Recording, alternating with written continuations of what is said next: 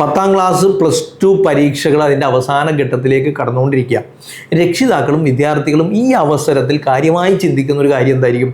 ഏത് കോഴ്സ് എടുക്കണം, ഏത് സ്ട്രീം എടുക്കണം, എഞ്ചിനീയറിംഗ് ആണോ, മെഡിസിൻ ആണോ, പാരാമെഡിക്കൽ ആണോ, ഫാർമസി ആണോ, നഴ്സിംഗ് ആണോ, ദെൻ കൊമേഴ്സിൽ എക്കോണമിക്സിക്ക് പ്രാധാന്യം കൊടുക്കണോ, ബിസിനസ് സ്റ്റഡീസിന് പോകണോ, സോഷ്യോളജി ആണോ, സൈക്കോളജി ആണോ റിലേറ്റീവ്ലി നല്ലത്, ഇക്കണോമിക്സും പൊളിറ്റിക്കൽ സയൻസും കമ്പയർ ചെയ്തതിൽ ഏതാണ് ഏറ്റവും മെച്ചം?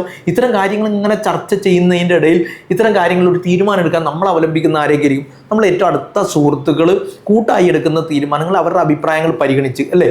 അല്ലെങ്കിൽ എന്ത് ചെയ്യും? നമ്മുടെ കുടുംബത്തിൽ ഇത്തിരി വിവരമൊക്കെ ഉണ്ടെന്ന് തോന്നുന്ന ബന്ധുക്കൾ പറയുന്ന കാര്യങ്ങൾ വെച്ചുകൊണ്ട്, അല്ലെങ്കിൽ എഡ്യൂക്കേറ്റഡ് ആയ പാരൻസ് ആണെങ്കിൽ അവർ പറയും നീ ഈ കോഴ്സ് എടുത്താൽ മതി. മറ്റൊന്ന് അവിടുന്ന് ഇവിടുന്ന് കേൾക്കുന്ന ട്രെൻഡുകളെ കുറിച്ചുള്ള ഭയങ്കര ഘോര പ്രസംഗങ്ങൾ കേട്ടിട്ട് അതിൻ്റെ പിന്നാലെ പോകുന്ന അവസ്ഥ. ഇങ്ങനെയാണോ സത്യത്തിൽ കരിയർ സെലക്ട് ചെയ്യേണ്ടത്? നിങ്ങൾ ശരിക്കും ചെയ്യേണ്ടത് എന്താണെന്നറിയോ? നിങ്ങൾ ആദ്യം ചെയ്യേണ്ടത് നിങ്ങളുടെ പൊട്ടൻഷ്യൽ, നിങ്ങളുടെ സ്കില്ല് എന്താണ്, നിങ്ങളുടെ ഇന്നേറ്റ് എബിലിറ്റീസ് എന്താണ്, ഇത് കണ്ടെത്താൻ ഒരുപാട് സയൻറ്റിഫിക്കായ മെത്തേഡ്സ് ഉണ്ട്. ഇപ്പോൾ കരിയർ ഗുരു ചെയ്യുന്ന എന്താ?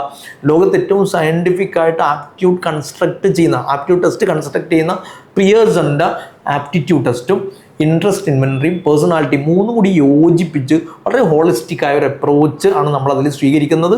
ആ ടെസ്റ്റ് റിസൾട്ട് കിട്ടിയത് കൊണ്ട് മാത്രം കാര്യമില്ല, മറിച്ച് അതിൽ കുറച്ചുകൂടി എക്സ്പീരിയൻസ്ഡ് ആയ, ഈ മേഖലയിൽ കുറച്ചുകൂടി അനുഭവ സമ്പത്തുള്ള ഒരാളുമായിട്ട് ചർച്ച ചെയ്തിട്ട് നിങ്ങൾ എന്ത് ചെയ്യണം?